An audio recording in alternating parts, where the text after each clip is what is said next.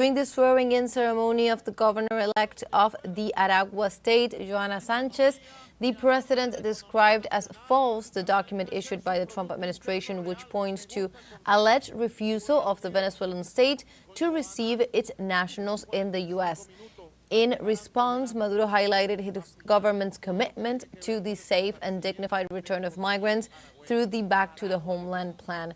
In addition, the head of state condemned the campaign promoted by Washington against the Venezuelan migrant community, which he described as an attempt to justify the escalation of aggressions against them since Trump took office.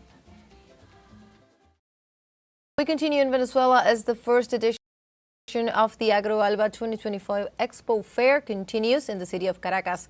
The event brings together ALBA TCP member states as well as invited countries, investors, and businessmen from different regions of the world. As part of the two-day agenda, ministers from different productive portfolios have held several briefings and meetings. The executive secretary of ALBA TCP, Jorge Arreaza, highlighted the extraordinary potential of its member states. The AgroAlba initiative was proposed by President Nicolás Maduro during the bloc's 24th summit of heads of state and government last December, with the aim of taking advantage of the potential of Venezuela and other member nations to achieve food sovereignty.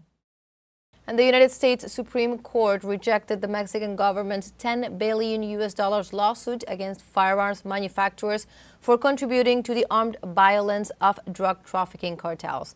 Judge Elena Kagan alleged that the Mexican lawsuit does not credibly prove that the companies have directly aided and abetted the illegal sale of weapons to criminal groups. The decision made by the U.S. entity protected manufacturers from liability when products are used in criminal acts. In this sense, Mexico argues that these negligent commercial practices of the manufacturers are poorly regulated and facilitate trafficking in Mexican territory, fueling violence and suffering in the country. We stay in the United States as the dispute between President Donald Trump and tycoon Elon Musk led to a 14% drop for Tesla Corporation on the stock market. The iconic electric vehicle company suffered one of the worst declines on the Wall Street stock market this week, closing with a 14.2% loss and wiping out nearly $150 billion in market value. After months of political closeness, Tesla CEO described as an abomination Trump's new tax plan, warning that its approval would skyrocket the deficit and the national debt.